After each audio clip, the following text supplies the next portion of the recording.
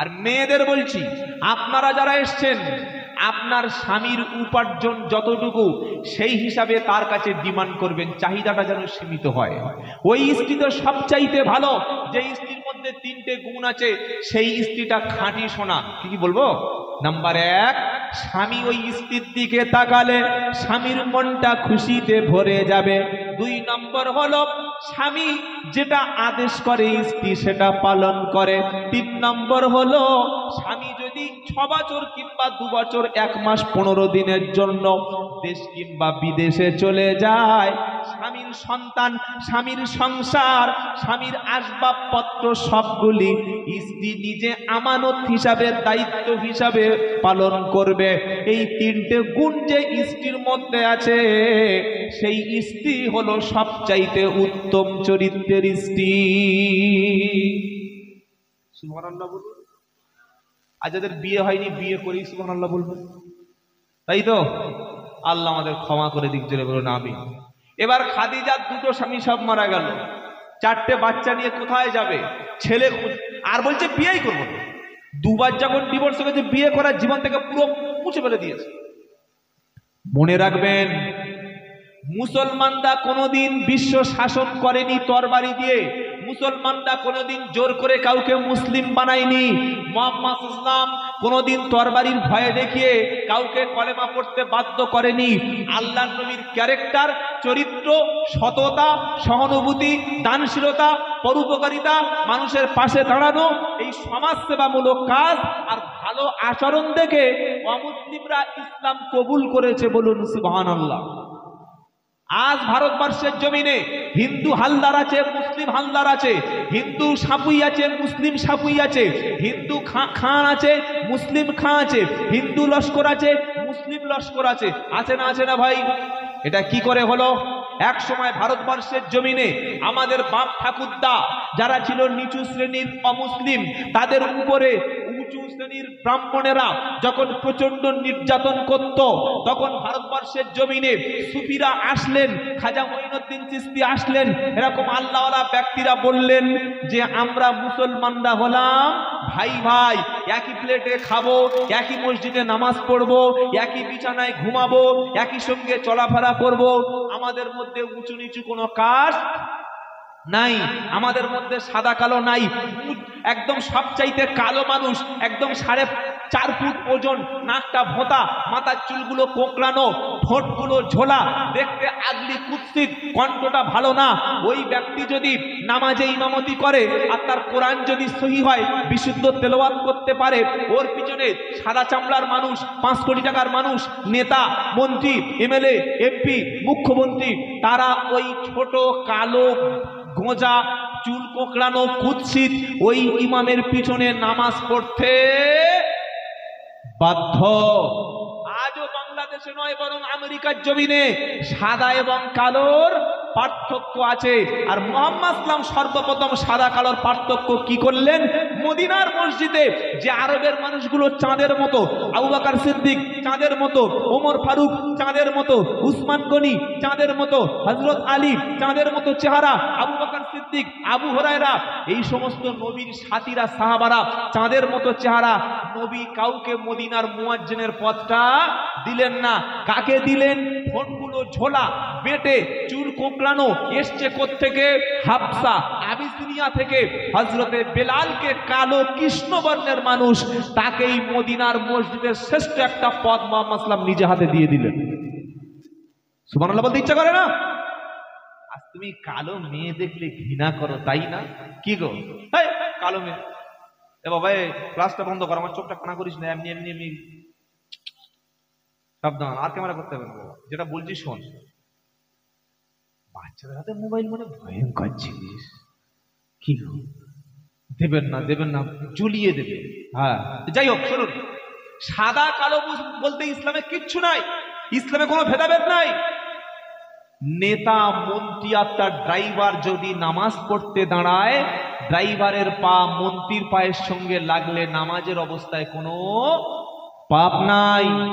সারাদিন একটা ফকির ভিক্ষা করছে, বাবু 2টো ভিক্ষা দাও, ওই ফকিরটা আসরের সময় হয়ে গেল, মসজিদে গিয়ে দেখছে সামনের কাতারে একজনের বসার জায়গা ফাঁকা আছে।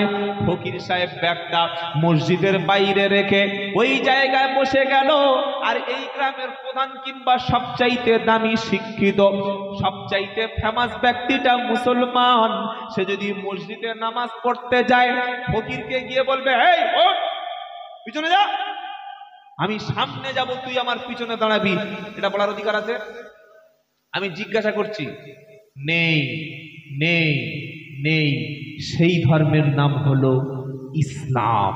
আল্লাহ বলছেন, ইয়া আইয়ুহান নাসুত্তাকু রাব্বাকুমুল্লাযী خلقكم من نفس واحدة وخلق منها زوجها وبث منهما رجالا كثيرا ونساء واتقوا الله الذي تساءلون به والأرحام إن الله كان عليكم রকিবা। পারা নাম্বার 4, সূরার নাম নিসা, আয়াত নম্বর 1। আল্লাহ বলছেন, হে মানুষ, ও বিশ্ববাসী, মুসলমানরা নয়, ও বিশ্বের মানুষেরা, তোমাদের যিনি রব, যিনি বানিয়েছেন, যিনি প্রতিপালন করনেওয়ালা, তাকে দেখে তোমরা সবাইকে ভয় করো। তোমাদের বাবা আদম, তিনি ছিলেন একা, তার সঙ্গী বানালো হাওয়াকে, মানে স্ত্রী, তার থেকে হাজার হাজার লক্ষ লক্ষ কোটি কোটি মানুষ তিনি বানালো। জোরে বলুন সুবহানাল্লাহ। আজকের আমাদের টাইটেল যা আছে, আমাদের হিন্দু ভাইদের অনেক টাইটেল আছে, লস্কর, তারপরে ওই পাইক, পুরকাইত, কি আছে না নাই? হ্যাঁ, হালদার, মিদ্দে, কেন আছে? কারণ কি? এই উঁচু শ্রেণীর ব্যক্তিদের অত্যাচারে অত্যাচারিত হয়ে আমাদের বাপ ঠাকুর তারা যখন দেখলো যে আমি যদি লা ইলাহা ইল্লাল্লাহ বলি, তাহলে আমিও মসজিদে ওই মৌলভী সাহেবের সঙ্গে বসতে পারছি। কি গো?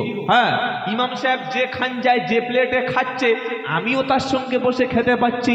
আমার ইমাম সাহেব যে পুকুরে গোসল করছে, স্নান করছে, আমিও সেই পুকুরে স্নান করতে পাচ্ছি। আমার ইমাম সাহেব যে গ্লাসে পানি খাচ্ছে, আমি সেই গ্লাসে পানি খেতে পাচ্ছি। তাহলে তারা কি করলো? উঁচু শ্রেণীর মানুষদের অত্যাচারের হাত থেকে বাঁচার জন্য কলেমা পড়ে ইসলাম গ্রহণ করলো। এজন্য আজও মুসলমানদের মধ্যে অসংখ্য ওই টাইটেল আছে যে টাইটেলটা অমুসলিমদের আছে। সুতরাং ইসলাম মানুষকে সেই অধিকারটা দিয়েছে, ইসলামে কোনো ভেদাভেদ নাই। পীর সাহেব বলে উপরে বসবে, মুরিদ নিচে বসবে। পীর সাহেব কোরআন পড়বে, মুরিদ কোরআন পড়তে পারবে না। পীর সাহেব একা উঁচু প্লেটে খাবে, মুরিদ সাধারণ নিচু প্লেটে খাবে, এই সিস্টেম ইসলামে নাই। বরং একই সঙ্গে খানজা বড় প্লেটে খাওয়াটা কি বাবা? জোরে বলুন। এটা কখন? বিয়ে করার সময়। আর বিয়ের পরে বউ আলাদা খাবে, স্বামী আলাদা খাবে, তাই তো? কি গো, বউয়ের সঙ্গে ভালোবাসা বাড়বে শিখে নয়, এটা কেউ বলবে না। আমি আব্দুল্লাহ জুবাইর বলছি, ভাই, আজ থেকে যখন আপনি খাবেন, আপনার বিবি আর আপনি একই প্লেটে একই দস্তরখানায় খাবেন, মাঝে মাঝে খাবারটা স্ত্রীর মুখে তুলে দেবেন, স্বামী স্ত্রীর ভালোবাসাটা টিকে থাকবে। বলুন সুবহানাল্লাহ। আর মেয়েরা কি করে জানেন? মেয়েরা স্বামীকে বশ করার জন্য তাবিজ করে। কি করে না? করে না? একটা ছেলে, একটা মেয়ে বলছে, হুজুর, এই কদিন আগে বলছে, হুজুর, আমার স্বামীটা খুব উল্টো পাল্টা চলছে, তো বশ করার জন্য কোনো ভালো ওই কিছু আছে? বললাম, দেখো ভাই, তাবিজ দিয়ে যদি ছেলে বা মেয়ে পটানো যেত, আগে হুজুররা ভালো মালগুলো তুলে নিত। কি বুঝলেন? ওসব দিয়ে কিচ্ছু হয় না, খালি ধান্দাবাজি করে খাওয়ার ধান্দা। 500 1 টাকা, 1000 1 টাকা লাল কালিতে লিখে দিলাম, গলায় ঝুলিয়ে দাও, মেয়েটার বাড়ির দিকে গাছের ডালে লাগিয়ে দাও, ছেলেটার পুকুরের দিকে লাগিয়ে দাও, আর মালটা আপনা আপনি চলে আসবে। এগুলো ঠকবাজি, জোচ্চুরি, ভণ্ডামি কারবার ভাই। এগুলো কিচ্ছু হয় না। কিসে কিছু হয়? ভালোবাসাটা তৈরি হয় মানুষের ব্যবহারে, ভালোবাসাটা তৈরি হয় মানুষের ব্যবহারে। তাই মায়েরা যদি চান যে স্বামী আপনার সঙ্গে ভালো আচরণ করুক, প্রথম যেটা করবেন সেটা হলো স্বামীকে কোনোদিন কোনো ব্যাপারে খোঁটা দেবেন না। তুমি আমার কি দিয়েছো, তুমি আমার কি করেছো, তোমার সঙ্গে বিয়ে করাটা সবচাইতে ভুল ছিল, তুমি আমার সামান্য চাহিদা পূরণ করতে পারো না, দেখো বাবুর বাপ কত ভালো আছে, রাজুর বাপ কত দামি গাড়ি চড়ছে, তোমার একটা গাড়ি, এগুলো বলে না? বলেন বাবা, আমার বলে আর আপনাদের বলবে না? কি বুঝলেন? ও মাল কাউকে ছাড়া বান্দি নয়। আল্লাহ আমাদের মায়েদের হেফাজত করুন। বাবাজিরা, আল্লাহ ভাইয়েরা, আম্মা জান খাদিজা সিদ্ধান্ত নিলেন আর মৃত্যু পর্যন্ত বিয়ে করবে না, 4টে সন্তান নিয়ে সারা জীবন থাকবে। তিনি ব্যবসার জন্য, তিনি একজন ব্যবসায়ী ছিলেন। ইসলামে ব্যবসাটা একটা ইবাদত। জোরে বলুন সুবহানাল্লাহ। আমরা অনেকে মনে করি মসজিদে নামাজ পড়ছি সওয়াব হচ্ছে, কোরআন পড়ছি সওয়াব হচ্ছে, দান করছি সওয়াব হচ্ছে, ওয়াজ করছি সওয়াব হচ্ছে, জিকির করছি সওয়াব হচ্ছে, আর ব্যবসা করলে কোনো সওয়াব হয় না। এই কনসেপশন কিন্তু সঠিক না। কোরআন ব্যবসা সম্পর্কে কি বলেছে শুনে রাখেন। আল্লাহ বলছেন পারা নাম্বার 3 পৃষ্ঠা নাম্বার 6 লাইন নাম্বার 4 আয়াত নাম্বার 275, ওয়া আহাল্লাল্লাহুল বাইয়া ওয়া হাররামার রিবা।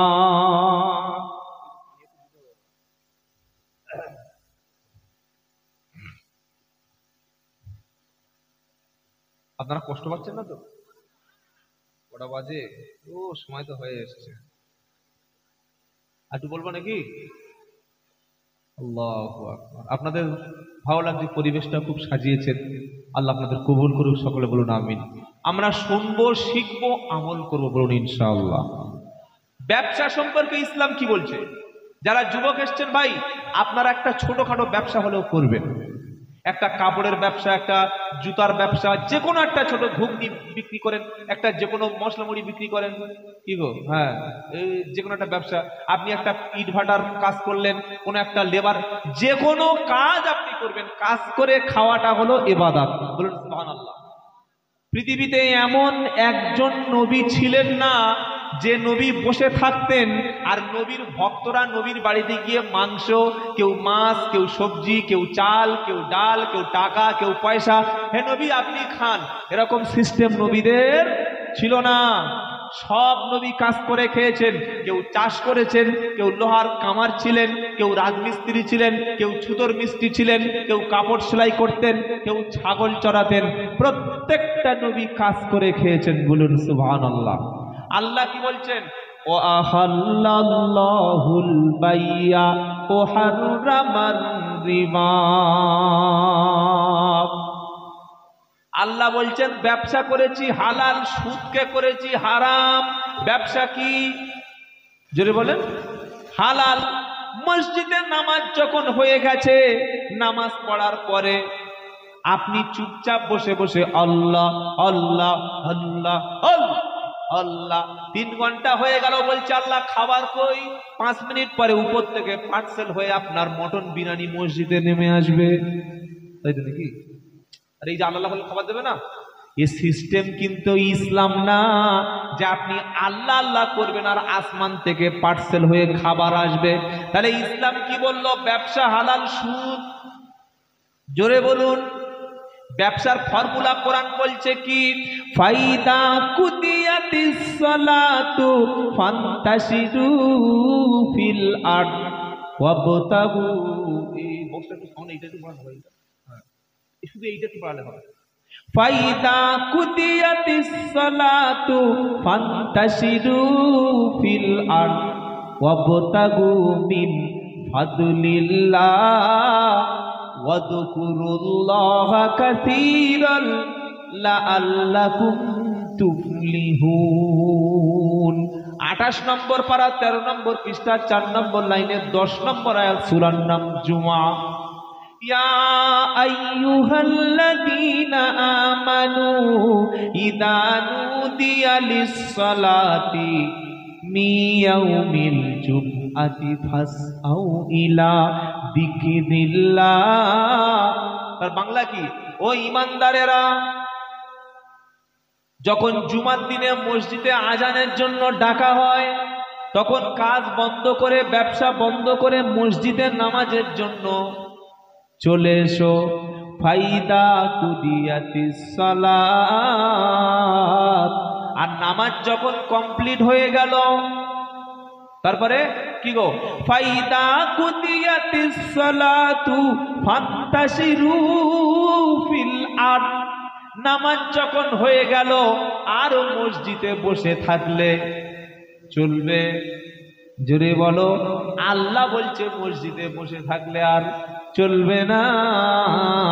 ফান্তাশিরু ফিল আরদ, এবার তুমি জমিনে বার হও, কারখানায় গিয়ে কাজ করো, কামারের কাজ করো, সেলাই করো, কাপড় বিক্রি করো, মাছ বিক্রি করো, দুধ বিক্রি করো, মাংস বিক্রি করো, রাস্তার কাজ করো, সরকারি জব করো।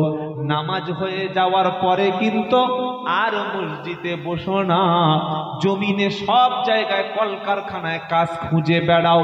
আর কি করো? আল্লাহ বলছেন ফান্তাশিরু ফিল আরদ, আমার জমিনে তোমরা ছড়িয়ে পড়ো, কাজের সন্ধানে বার হও। কিসের সন্ধানে? কাজের সন্ধানে। কোরআন বলছে ওয়াবতাগু মিন ফাদলিল্লাহ, আমি আল্লাহ আমার অনুগ্রহ তোমরা খোঁজ করো। অনুগ্রহের অর্থ হলো এখানে রুজি। কি বললাম? রুজি। রুজি রুজি মানে শুধু টাকা না, রুজি মানে খাবার, রুজি মানে বিবি, রুজি মানে জমি, রুজি মানে সম্পদ, রুজি মানে সুস্থতা, রুজি মানে সুন্দর স্ত্রী। আল্লাহ বলছে নামাজের পরে জমিনে তোমাদের জন্য খাবার ছড়িয়ে রেখেছি, চাষ করো, ব্যবসা করো, বাণিজ্য করো, দোকানপাট করো। বসে থাকলে কিন্তু চলবে না।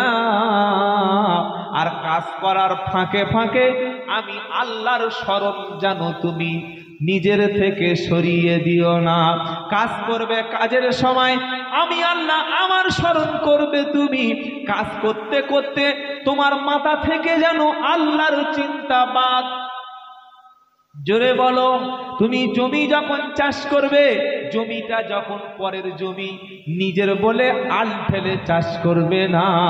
যখন তুমি ওজন করবে, ওজনে কম। জোরে বলো। কোথায় লেখা আছে?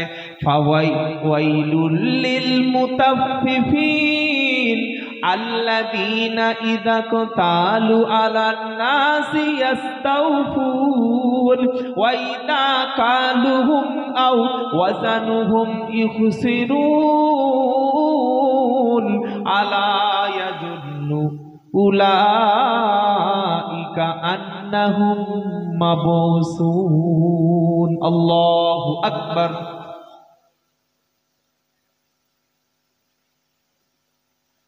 আল্লাহ বলছেন তারা ধ্বংস, তারা ক্ষতি, তারা নষ্ট হয়ে গেছে, হয়ে যাবে। কারা? ওয়াইলুল লিল মুতাফফিফিন, ওজনে যারা কম দেয়, খাদ্যে যারা ভেজাল দেয়, মানুষকে যারা ঠকায়। কি আছে না? নাই। দুধ বিক্রি করছে, লোক বলছে ভাই দুধটা খাঁটি, বলছে এক ফোঁটা জল নেই। তার মানে এক ফোঁটা জল নেই, প্রচুর জল দিয়েছি। কি গো? পাড়ায় ঘি বিক্রি করছে, বলছে ভাই অরিজিনাল, বললে খেয়ে দেখো, না খেলে বুঝবে না, মানে না খেলে তুমি ঠকবে না। কি বুঝলেন? বিক্রি করছে মাছ, বলছে ভাই টাটকা মাল, বললে এক্ষুনি বার করেছি, মানে পচা মাল। বলছে না যে টাটকা না। কি বুঝতে পারছেন কি বললো? কিভাবে বাঁশটা দিচ্ছে লোকে। চাল বিক্রি করছে, প্লাস্টিকের চাল। হ্যাঁ, প্লাস্টিকের চাল। ডিমও প্লাস্টিকের, নকল ডিম। আপনার দেখেন নাই নকল ডিম? হ্যাঁ, সব বার হয়েছে বাজার, নকল মাল চলছে। এবার চলুন নবীর স্ত্রীগুলো লেখাপড়া জানতো কি জানতো একটু দেখে নিই। হযরত মুহাম্মদ সাল্লামের একজন প্রসিদ্ধ স্ত্রী ছিলেন, তার নাম হচ্ছে হযরতে আয়েশা। আয়েশার বাবার নাম আবু বকর। আয়েশা হচ্ছে রাসূলের স্ত্রী। এই আয়েশা সিদ্দিকার কোয়ালিফিকেশন কি ছিল, তার কোয়ালিটি কোয়ান্টিটি কি ছিল? তিনি ছিলেন কোরআনের হাফেজা, মানে পুরো 30 পারা কোরআন আয়েশা সিদ্দিকার নলেজে ছিল। বলুন সুবহানাল্লাহ। 2 নম্বর, তিনি ছিলেন হাদিসের একজন শিক্ষক, শিক্ষিকা, পণ্ডিত।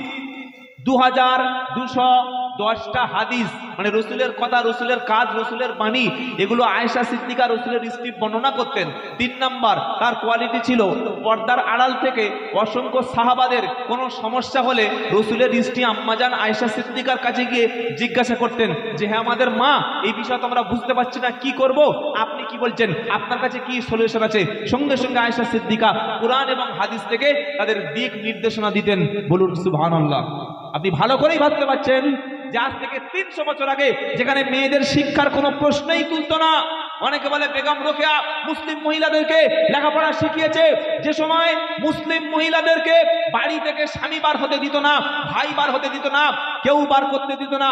আপনি ইতিহাস জানেন না, চুপ করুন। বেগম রোকেয়া কয়েকশো বছর আগে শিক্ষার জন্য আন্দোলন করেছে। 1400 বছর মুহাম্মদ সাল্লাল্লাহু আলাইহি ওয়াসাল্লাম আগে বলে গেছে নারীদের শিক্ষা বাধ্যতামূলক করো। আপনি কি বলছেন? সর্বপ্রথম নারী শিক্ষা আন্দোলন মুহাম্মদ সাল্লাল্লাহু আলাইহি ওয়াসাল্লাম তিনি শুরু করেছিলেন। তাই নবীর স্ত্রীদের পরে প্রত্যেকটা সাহাবার স্ত্রী, প্রত্যেকটা রাসূলের স্ত্রীর সাহাবার যত স্ত্রী ছিল সবাই ছিলেন এডুকেটেড, সবাই ছিলেন বিদুষী, সবাই ছিল পণ্ডিত, সবাই ছিল জ্ঞানী। আর আজকে আমাদের মায়েরা 8, 4, 5, 6, 7 মাধ্যমিক পাস ছেলে দেখছে, কি হচ্ছে না হয় না? মাধ্যমিক পাস করা তাহলে বিয়ে দিয়ে দিচ্ছে। 14 বছর, 13 বছর, 15 বছর মেয়েকে বিয়ে দিচ্ছেন। ও কিভাবে সংসার করতে পারে? ও তো 16 বছর বয়সে বিয়ে বাচ্চা হবে। 16 বছরে বাচ্চা হলে 18 বছর বয়সে বাচ্চার দুধ খেতে খেতে ওর চেহারা কঙ্কাল হয়ে যাবে। তখন স্বামী দেখছে যে আমার এই আগের মতো তো সুন্দর লাগছে না, এবার বাইরে একটা মাল লাইন ধরে বসে আছে। কি হচ্ছে না হয় না? হ্যাঁ, এটাই তো ঘটনা। সেজন্য ইসলাম নারী শিক্ষার ব্যাপারে যে কথা বলেছে, আল্লাহ রসুলের কথাটা আজ থেকে ফলো করুন। আপনার ছেলেকে আপনি লেখাপড়া শিক্ষা দেবেন, আপনার মেয়ে যদি আল্লাহ দিয়ে থাকে উচ্চ শিক্ষায় শিক্ষিত করব বলুন ইনশাআল্লাহ। তবে ইসলাম মহিলা শিক্ষার ব্যাপারে এক জায়গায় ইসলামের রেস্ট্রিকশন আছে, সেটা হলো আপনার মেয়েকে যখন শিক্ষা দেবেন সেটা পুরুষের কো এডুকেশন না, পুরুষের পাশাপাশি বসিয়ে না, পুরুষের ব্যাজে বসিয়ে না, পুরুষ আর নারীকে পার্সোনাল ভাবে শিক্ষা দাও। পুরুষ পুরুষের মতো শিখবে, নারী নারীর মতো শিখবে। পুরুষ পুরুষের সেক্টরে পড়াশোনা করে কাজ করবে, নারী নারীর জায়গায় শিক্ষা অর্জন করে ডাক্তার হবে, ইঞ্জিনিয়ার হবে, ব্যারিস্টার হবে, সমাজসেবী হবে, আইনজীবী হবে। যত রকমের সেক্টর আছে প্রত্যেকটা সেক্টরে মহিলাদেরকে উচ্চ শিক্ষা করতে ইসলাম অনুমতি দিয়েছে। খালি পর্দা করে নিজের সতীত্ব, সম্ভ্রম, ইজ্জত, আবরু হেফাজত করে একটা মুসলিম মহিলা যত খুশি লেখাপড়া শিখতে পারে, ইসলাম তাকে নিষেধ করে নি। কথা ক্লিয়ার? ব্যাস, চলুন। তার নারীকে ইসলাম দুটো অধিকার দিল: 1 বেঁচে থাকার অধিকার, 2 শিক্ষার অধিকার।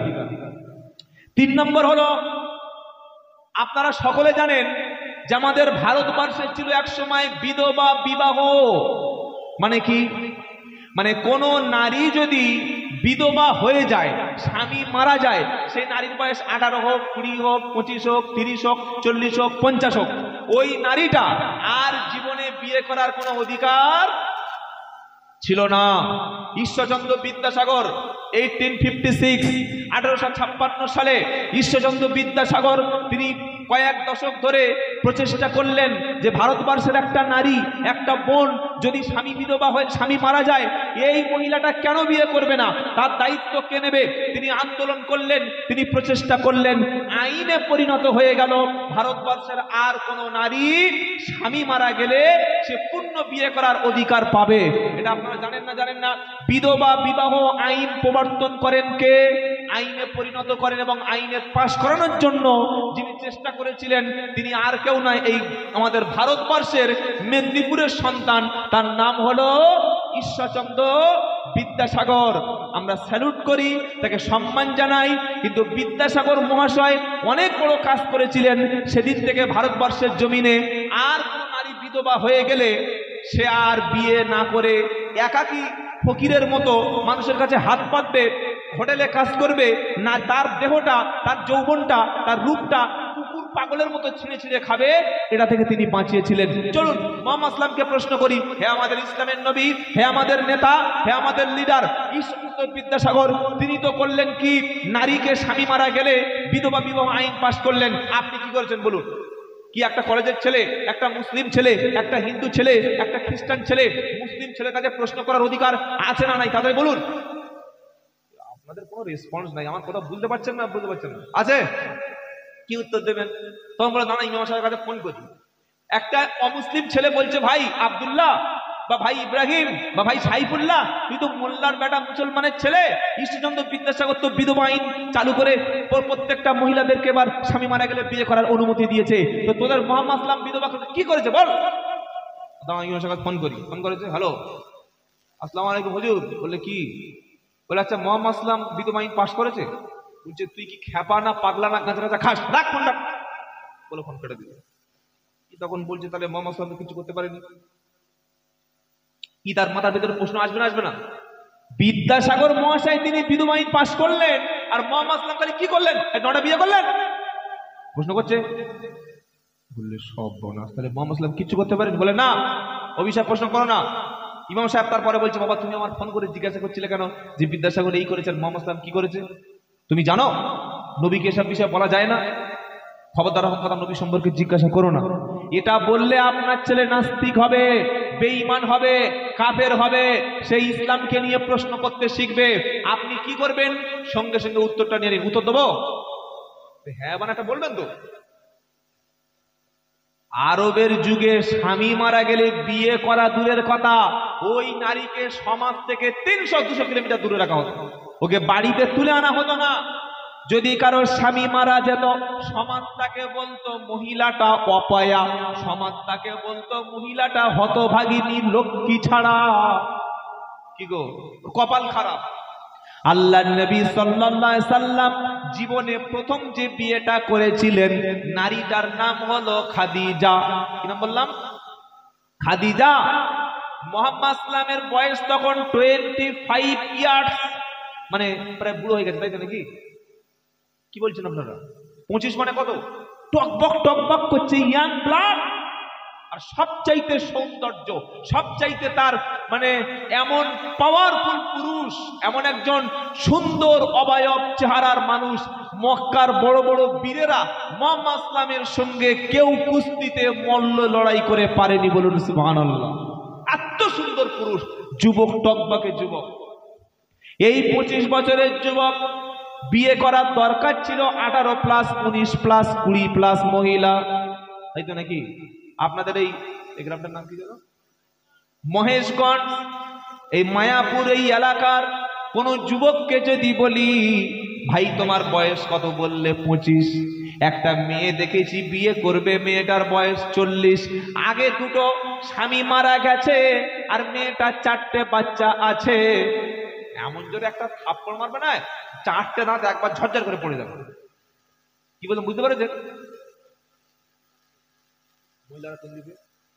আচ্ছা, আমার এই ভাই সাহেব বললেন যে মায়েরা যারা এসছেন, মায়েদের বসার এই সেম ছেলেদের মতো সমস্যা হচ্ছে, সামনে যে মা গুলো আছেন আপনারা আগিয়ে আসুন আর আপনাদের বোনদেরকে বসতে দিন। যারা ভলেন্টিয়ার থাকেন আপনারা একটু যান, একটু সহযোগিতা করুন।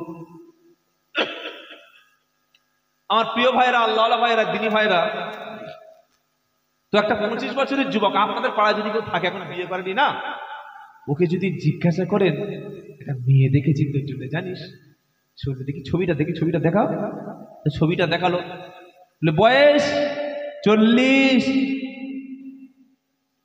আগে বিয়ে হয়েছিল নাকি? বললে হ্যাঁ আগে 2বার হয়েছিল, 2টো স্বামী সব মারা গেছে। ছেলে পুলে আছে নাকি? বললে 4টে আছে, 4টে। যেই বলেছে 4টে, এক থাপ্পড় মেরে 4টে দাঁত একদম ঝরঝর করে ফেলে দিয়ে। আর একবার যদি এরকম মেয়ের কথা বলেছিস তো মুখের শেপ পাল্টে ফেলবে। কি বলবে না বলবে না? আরে বলছেন না কেন? আমি ঈশ্বরচন্দ্র বিদ্যাসাগর মহাশয়কে সম্মান জানাচ্ছি, তার বিধবা বিবাহ আইন প্রণয়নের জন্য চেষ্টা করার জন্য ভারতবর্ষের নারী সমাজ মুক্তি পেয়েছিল, ইতিহাসে লেখা থাকবে। কিন্তু প্রশ্ন করুন তো যে বিদ্যাসাগর মহাশয় আপনি কোন বিধবা নারীকে বিয়ে করতে পেরেছিলেন? অ্যান্সার কি আসবে? দন্তেন্য আকার NO, নো। তিনি বিয়ে করেছিলেন 9 বছরের একটা বালিকা, যাদের হাতে স্মার্টফোন আছে, আপনি এখন খুলে দেখুন যে তিনি 8 থেকে 9 বছরের একটা বালিকাকে বিয়ে করেছিলেন। কে? ঈশ্বরচন্দ্র বিদ্যাসাগর মহাশয়। এইবার মুহাম্মদ সাল্লাল্লাহু আলাইহি নারীদের জন্য কি করলেন? বিধবাদের জন্য।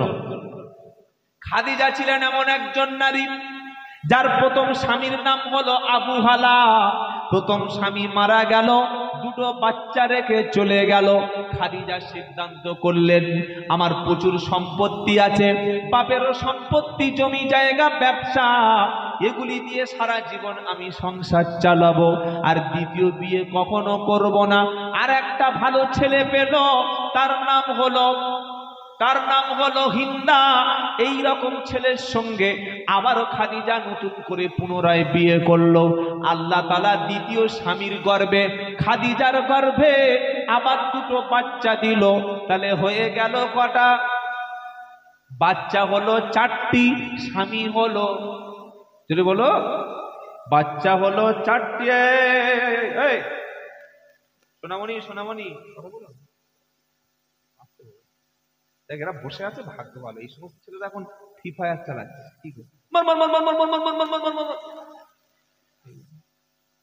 আল্লাহদেরকে ভালো করুন। ছেলেদের হাতে স্মার্টফোন যেদিন থেকে অ্যাভেলেবেল হয়ে গেছে, সেদিন থেকে বই একদম শিক্ষা উপরে উঠে গেছে। এখন স্কুলে গেলে কিচ্ছু নাই, খালি মিড ডে মিল ছাড়া আর কিচ্ছু নাই। আগে ক্লাসে ছেলে নাম্বার কম পেলে বাপ কোমরে গামছা বেঁধে যেত, স্যার আমার ছেলে ফেল করলো কেন, বলতো না। আর এখন ক্লাসে মিড ডে মিলে ডিম যদি ছোট হয়, স্যার ডিম ছোট হলো কেন। মানে বাচ্চাকে স্কুলে ভর্তি করাচ্ছে, শিক্ষার বদলে খাবারটা ঠিকঠাক আসছে কিনা এটাই দেখছে। আর আমার আগে হযরত বলছিলেন না মাওলানা সাহেব, যে এখন ওই সবচাইতে যেটা সরকারের অর্থ দপ্তরের ইনকাম, সেটা হচ্ছে কি? চাল বিক্রি করে, তাই তো? কি গো? চাল খেয়ে প্যান্ট খুলে রাস্তায় পড়ে আছে। ড্রিঙ্ক, ওয়াইন, মদ, বাংলা আছে, বিয়ার আছে, রাম আছে, কত রকমের মাল আছে, খাচ্ছে আর শুচ্ছে। এটা সুস্পষ্ট পরিকল্পনা। সরকার তোমাকে স্কুল দেবে, সরকার তোমাকে ফ্রিতে বই দেবে, ফ্রিতে পোশাক দেবে, ফ্রিতে ব্যাগ দেবে, মিড ডে মিল দেবে, ছেলেদেরকে জুতা দেবে, মোজা দেবে, জামা দেবে, কাপড় দেবে, সব দেবে। ভাই, শিক্ষা তোমার দেবে না। শিক্ষা দিলে মানুষের চোখ খুলে যাবে, মানুষ প্রশ্ন করবে। তাই স্কুলটাকে, সরকারি স্কুলগুলো ধ্বংস করো, আর প্রত্যেকটা এলাকায় নতুন নতুন মদের লাইসেন্স দাও। খাক আর ঘুমাক। কি করুক? খাক আর ঘুমাক। আগে লোক চুরি করে লুকিয়ে লুকিয়ে একটা বোতল যদি কিন্তু জামার মধ্যে ভরে গিয়ে এই 300 মিটার দূরে গিয়ে দেখতে, যে কেউ দেখতে পাচ্ছে না তো। আর এখন সবার সামনে মাল কিনছে, বাইকে বসে খাচ্ছে, রাস্তায় কাঁচ ফেলে দিয়ে বাড়িতে বলছে দেখে নেবো, করছে না, করে না। আর আমরা মুসলমানরা, আমরাও মাল খাচ্ছি, খুব দামি দামি মাল। কি বুঝলেন? আগে মুসলিম পাড়ায় মাতাল পাওয়া যেত না, এখন ঘর ঘর ছেলেরা মদ খাচ্ছে, ওই এমন দামি মাল খাচ্ছে বাপও বুঝতে পারবে না। বাপ বিয়ের আগে, ছেলের বিয়ের আগে দেখাশোনায় বলছে, জানো আমার ছেলেটা এই পাড়ার সবচাইতে ভালো ছেলে, ওর চরিত্র একদম ফেরেশতার মতো, কিন্তু ও যে মালখোর হয়ে গেছে ওটা বাপ জানে না। সেজন্য যাদের বাড়ি মেয়ে আছে ভাই, বিয়ে দেওয়ার আগে আমরা কি দেখি? চাকরিওয়ালা, পয়সাওয়ালা, ধনাঢ্য কিনা, বড় ঘর আছে কিনা, মাসে ভালো মোটা ইনকাম কিনা, ছেলেটা স্মার্ট কিনা, এডুকেটেড কিনা, প্রতিষ্ঠিত কিনা, সব দেখি। কিন্তু ছেলেটার মধ্যে মাতাল, জুয়াখোর, লটারি, 1 ডজন গার্লফ্রেন্ড, তারপরে বারে যায়, নিষিদ্ধ পল্লীতে যায়, এই সব করে করে ছেলেটার যে ইমান, ইজ্জত, আব্রু, সংগ্রাম সব শেষ করে ফেলেছে। ও একটা খালি পুতুল দাঁড়িয়ে আছে, এটা আমরা দেখি না। আপনার মেয়েকে কোন ছেলের সঙ্গে বিয়ে দেবেন? আমি আব্দুল্লাহ জুবায়ের বলছি, শুনুন। নাম্বার 1, ওটা ধনী না, ওটা খুব এডুকেটেড, বিশাল শিক্ষিত, ব্যাপারটা তা না। যে ছেলেটার মধ্যে ন্যূনতম সামাজিকতা আছে, হালাল খাদ্য খায়, সত্য কথা বলে, 5 ওয়াক্ত নামাজ পড়ে, মানুষের বিপদে পাশে দাঁড়ায়, গরিবের পাশে দাঁড়ায়, প্রতিবেশীর সঙ্গে ভালো আচরণ করে, মাল খায় না, লটারির টিকিট কাটে না, জুয়া খেলে না, দিনে 300 টাকা উপার্জন করে, সৎ ছেলে, চোখ বন্ধ করে ওই ছেলের হাতে আপনার মেয়েকে তুলে দিন, ইনশাআল্লাহ 6 মাসের মধ্যে ডিভোর্স। এখন ডিভোর্স পাচ্ছে, 12 লাখ টাকা খরচ করে বিয়ে করেছে, বিয়ে প্যান্ডেল যেখানে বাঁশ খুঁটিগুলো পুঁতেছিল ওই বাঁশের খুঁটির পোঁতার জায়গাগুলো এখনো নষ্ট হয়নি, তার আগে ডিভোর্স হয়ে গেছে। যাচ্ছে না, যায় না, হ্যাঁ, খালি ডিভোর্স। কেন? আমরা এখন সাদা চামড়াওয়ালা মহিলাদের সঙ্গে পয়সাওয়ালা কাকুর বিয়ে দিচ্ছি। কার সঙ্গে বলো? পয়সাওয়ালা কাকু। বললে কিরকম? মেয়ের বয়স 19+ আর ছেলের বয়স 39+। এটা কাকু না কাকু বলছেন না কেন? এ 39 বছর বয়সে বিয়ে করলে যদি 40 বছরে বাচ্চা হয়, ওর বাচ্চা যেদিন কলেজে যাবে সেদিন শ্মশানে যাবে। হ্যাঁ, কি গো, বাচ্চা বিয়ে করে এসে আর বাপের মুখ দেখতে পাবে না। সেজন্য বিয়ের পারফেক্ট বয়স ছেলেদের 22 থেকে 25। বর্তমান যুগে 21 থেকে 25-এর মধ্যে ছেলেকে বিয়ে দিন। আর মেয়ে ছেলে 18+ হয়ে গেল, ব্যাস, যোগ্য ছেলে দেখে, সৎ চরিত্র ছেলে দেখে বিয়ে দিন, জীবনে ফাঁসতে হবে না। ছেলেরা খুঁজছে সাদা চামড়া, ও ক্যারেক্টার যা হয় হোক, সাদা দেখতে, সুন্দর হাসি, মাথার চুলগুলো ভালো, কি বুঝলেন? আবার এখন পাতলা মেয়ে চিকচিক চিকচিক করছে, সেই মাল পছন্দ, আর এইসব পছন্দ। লেখাপড়া জানো কেন? জানে না। নারীদের মধ্যে যেটা দেখবেন, মেয়ে দেখতে গিয়ে প্রথম যেটা লক্ষ্য করবেন, মেয়ের মা, মেয়ের বড় বোন, মেয়ের খালা, মেয়ের চাচি, মেয়ের ফুপু, মেয়ের মায়েদের মধ্যে, বংশের মধ্যে মেয়ের মাগুলো দেখবেন তাদের চালচলন, ব্যবহার, আখলাক, চরিত্র ভালো কিনা। যদি থাকে, কাছের ফলটাও ভালো হলে হতে পারে। আর বিয়ে করতে গিয়ে যদি দেখেন, দেখাশোনায় গিয়ে যে আপনার মেয়ের মা খুব ভুল বকছে, আপনার শ্বশুরের উপরে বারবার কথা বলছে, তাহলে চা খেয়ে বাইকটা নিয়ে সোজা বাড়ি চলে আসবে। হ্যাঁ, ও জীবন কয়লা পড়ে যাবে। আমি তো ঠোকা মাল, ঠকে বলছি। বয়স কম হলে কি হবে, অভিজ্ঞতা আছে আমার। বাবাজিরা, আল্লাহ ভাইয়েরা, স্ত্রীদের সবচাইতে বেশি ভালোবাসবেন। এখনকার যুগে কেউ যদি নিজের স্ত্রীকে ভালোবাসে, পাড়ার মেয়েরা কি বলে? এই বউ পাগলা, বউ পাগলা, বউ পাগলা, বলো না? এখন বউ পাগলা যে সবচাইতে ভালো চরিত্র তার। আর নিজের বিবি ছাড়া অন্য বিবির সঙ্গে হ্যালো করছে, দেখা করতে যাচ্ছে, নিয়ে পার্কে বেড়াতে যাচ্ছে, বকখালিতে যাচ্ছে, সুন্দরবন দিঘায় গিয়ে হোটেলে রাত কাটিয়ে আসছে, ওই মালটা মোটেও সুবিধার না। নিজের স্ত্রীকে ভালোবাসুন। নিজের স্ত্রীকে ভালোবাসা ইসলামের একটা সুন্নাত। জোরে বলুন সুবহানাল্লাহ। আল্লাহ আমাদের স্বামী স্ত্রীর ভালোবাসা প্রত্যেকের সংসারে বাড়িয়ে দিক। সকলে জোরে বলুন আমিন।